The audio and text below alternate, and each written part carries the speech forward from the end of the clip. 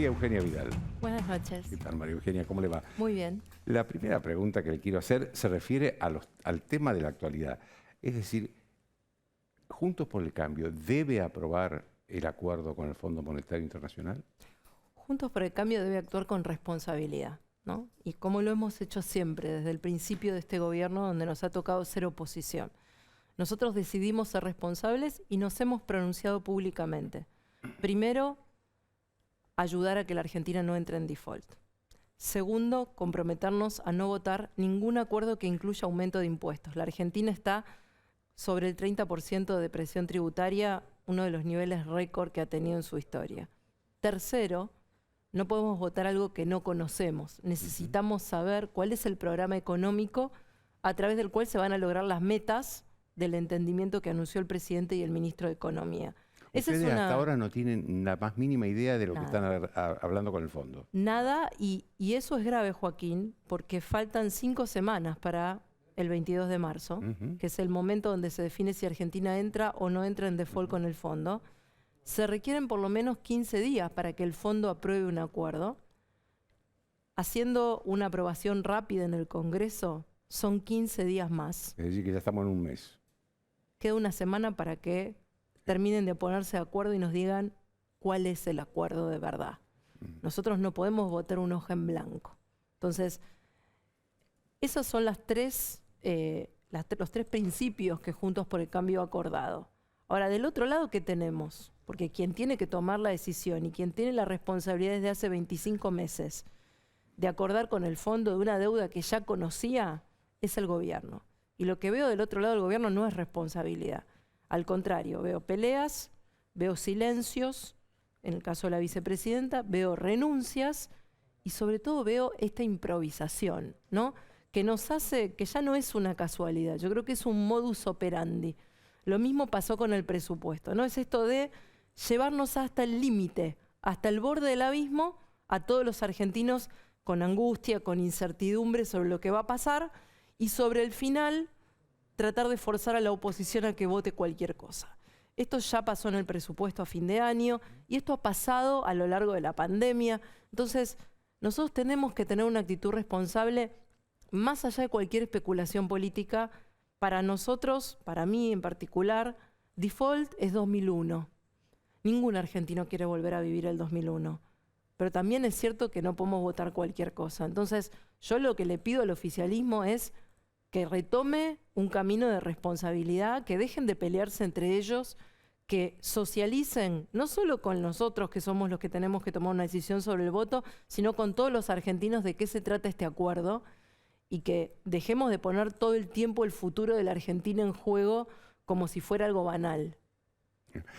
Usted hablaba recién de las peleas dentro del gobierno, que son notorias. Bueno, hay una renuncia de Máximo Kirchner a la presidencia del bloque de diputados. ¿Eso afecta la posición de Juntos por el Cambio? ¿Las disidencias que hay dentro del gobierno? Yo creo que eso afecta a la Argentina, porque cuando se ve un gobierno que no tiene decisión política sobre el acuerdo del fondo, ¿qué es lo que muestran las diferencias internas del gobierno? Que no sabemos si todo el gobierno va a apoyar este acuerdo y si ese acuerdo efectivamente va a ser cumplido. Digo, no solo no lo conocemos, pero lo que vemos es que el gobierno se está peleando entre sí antes de venir a pedirle a la oposición que lo acompañe y antes de mostrarle a los argentinos cuál es el acuerdo. Y eso nos da poca credibilidad, nos hace perder aún más la poca confianza que nos queda como país. ¿Y qué pasa cuando un país no tiene confianza? Tiene más inflación, tiene menos inversión y por lo tanto tiene menos trabajo. Todo el mundo se queda quieto y espera. Eso es lo que está pasando en la Argentina hace 2 años.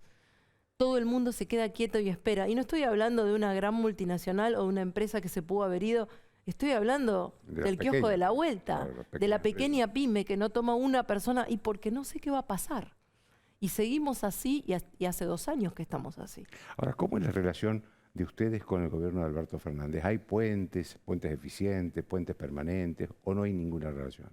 Hoy en la Cámara la relación es institucional.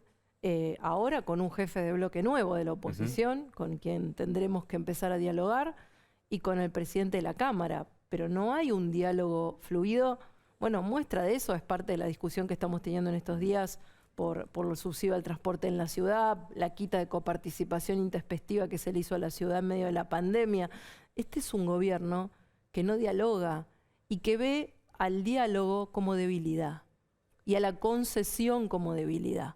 Y en un diálogo necesariamente cada una de las partes tiene que ceder algo para que haya un acuerdo. El gobierno no acepta otra cosa que no sea el sometimiento y la obediencia.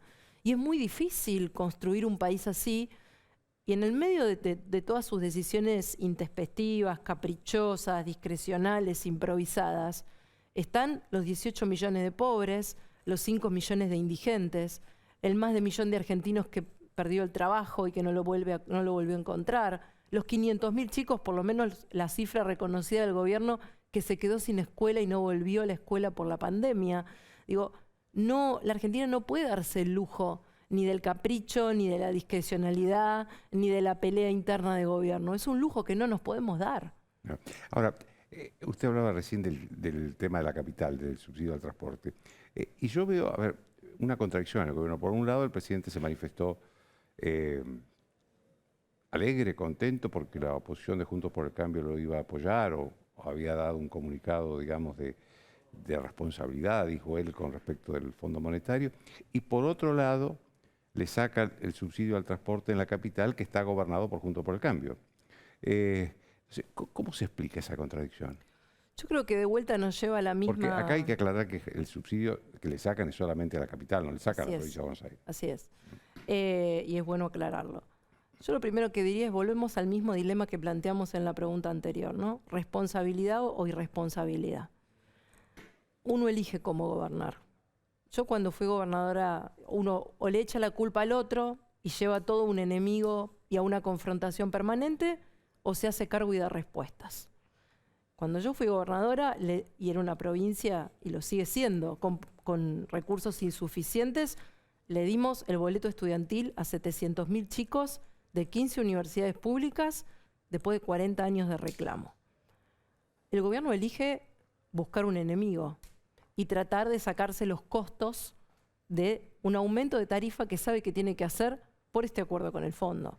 Entonces, lo que busca es castigar a los argentinos y ajustar a los argentinos, que es lo que viene, y todos los argentinos lo sabemos, pero empieza por el que piensa distinto. Que es la capital. Que es la capital. El lugar más emblemático de oposición a este gobierno ha sido la capital. Y entonces empieza por castigar a los que piensan distinto. Y no es la primera vez. Pasó en el 2013 con el subte, pasó cuando un día nos levantamos a la mañana y gobernaba Mauricio Macri la capital y nos encontramos sin policía en escuelas y hospitales y todavía no teníamos policía propia.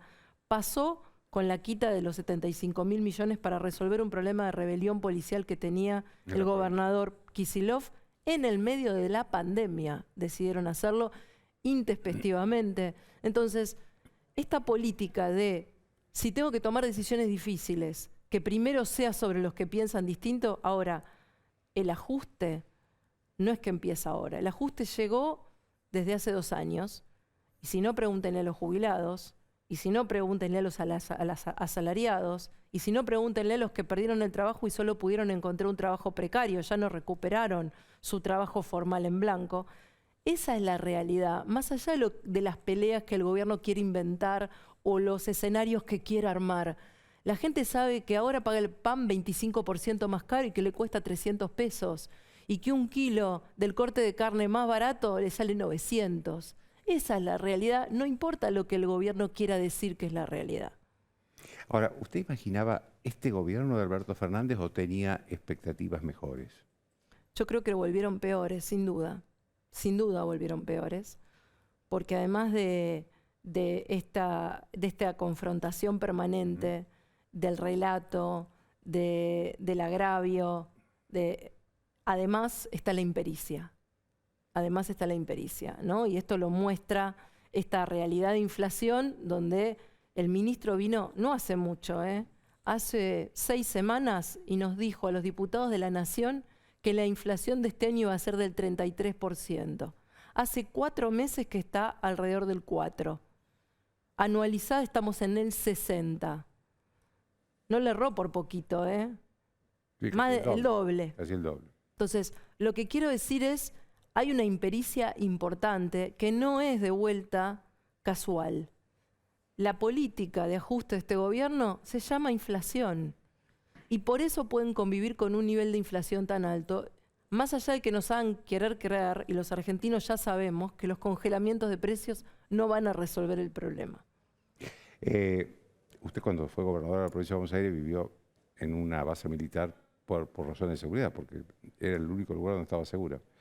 ¿Qué le impresión o qué opinión tiene de lo que está pasando ahora, donde 24 personas murieron, cuando 24 personas murieron, y en la banda que vendía esa droga aparecen como cómplices policías de la bonaerense y uno de la federal?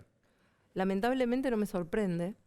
Hay un sector minoritario, pero sector al fin, desde hace muchos años, en las fuerzas de seguridad, no solo en la policía de la provincia, también en fuerzas federales. De hecho hay un federal, sí. Que son cómplices del narcotráfico. Ahora, hay dos posiciones también de vuelta, hay una elección acá. Uno puede elegir de qué lado va a estar en el caso de la policía. Y nosotros apartamos a 13.000 policías en 4 años. Y no fue una purga, de estas que se toman un día y después no se hace nunca más nada. Fue una política desde el primero al último día. Todas las denuncias contra la policía eran investigadas, fueran anónimas o fueran con nombre y apellido. Todas las comisarías eran auditadas y se hacían investigaciones sobre las comisarías y se caía de sorpresa. Así hemos llegado a encontrar hasta cocaína dentro de una comisaría. Pero había una lucha contra la corrupción policial que nunca cejó. Esto no pasa en el gobierno actual. Ni se pelea contra la corrupción policial, ni se pelea contra el narcotráfico, ni se pelea contra el juego ilegal.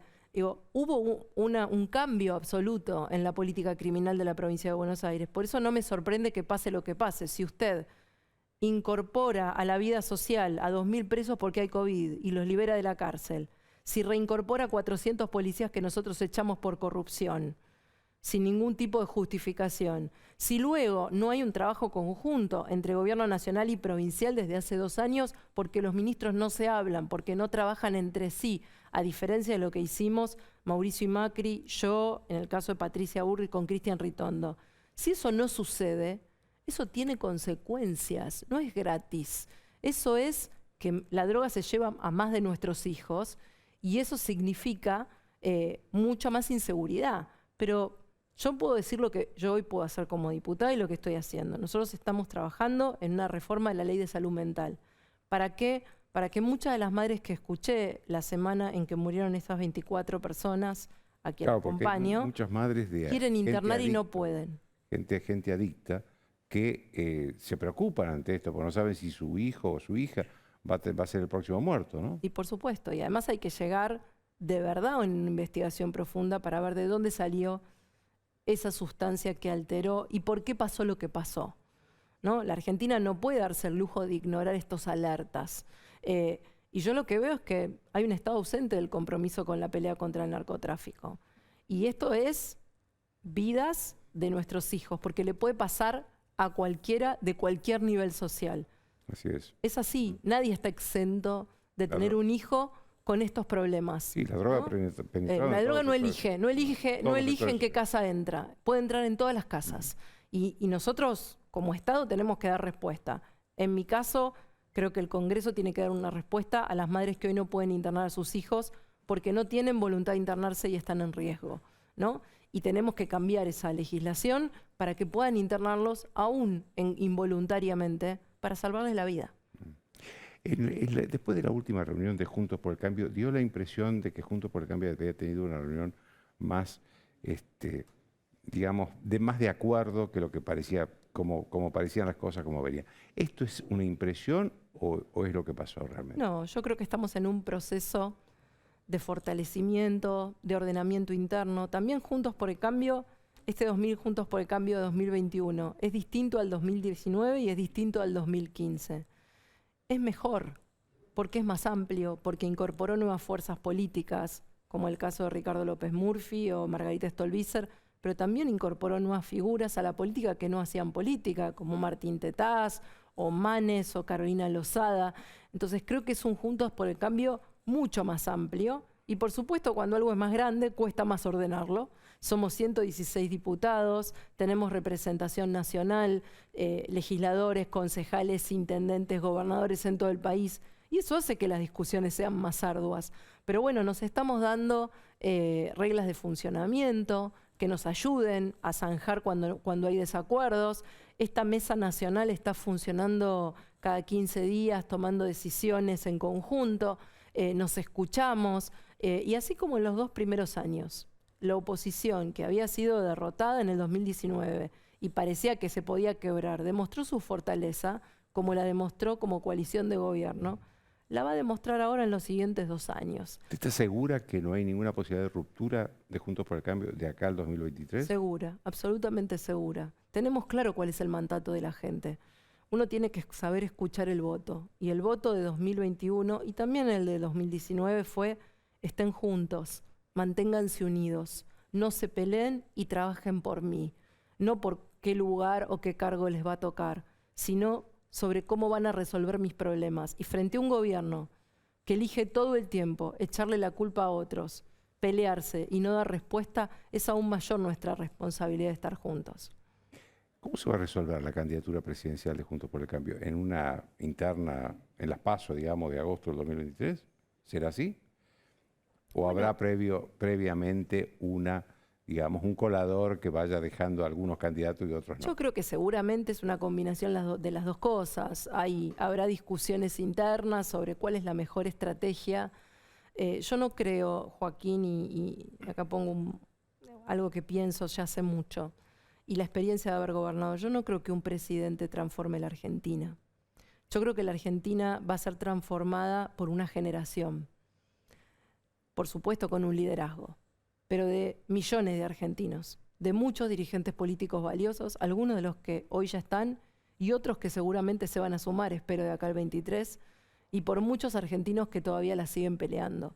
Esto no lo resuelve solo un presidente, se necesita una fuerza política muy legitimada, muchos argentinos que apoyen, millones que apoyen, porque la situación de la Argentina es muy compleja. Entonces, va a haber seguramente discusiones, están las PASO para saldar las diferencias, pero creo que lo más importante es que cada uno de nosotros, de los que hoy formamos Juntos por el Cambio, sea consciente que lo más importante no es el lugar que nos toque en el 23 de lo individual, sino que desde lo colectivo tenemos un desafío enorme y donde todos somos necesarios y donde no podemos prescindir de nadie. Después, ¿quién es el que está al frente? Yo siempre digo que puede haber millones de reuniones políticas, pero al final lo decide la gente. Es la gente la que elige. ¿Usted quiere ser candidata en el 2023? Yo ya dije que en algún momento de mi vida me gustaría ser presidenta, pero que no me desespera. Hoy mi prioridad es transformar el país. Y para transformar el país no puede seguir gobernando el Frente de Todos. Porque el Frente de Todos no tiene un proyecto de país, no quiere transformar la Argentina, tiene un proyecto de poder. Y eso no incluye a los argentinos. Entonces, ni sus prioridades, ni sus necesidades, ni sus sufrimientos. Y Juntos por el Cambio es la única alternativa política que les puede ganar. Y eso es una gran oportunidad, pero también una enorme responsabilidad para Juntos por el Cambio. Así que yo ya lo he dicho públicamente, desde candidata a concejal La Matanza, hasta presidenta, hasta nada, porque me quedan 2 años más como diputada, del 23 al 25, yo voy a ocupar el lugar que tenga y que crea y esté convencida que tengo que ocupar para que eso suceda. Gracias, María Eugenia. Gracias a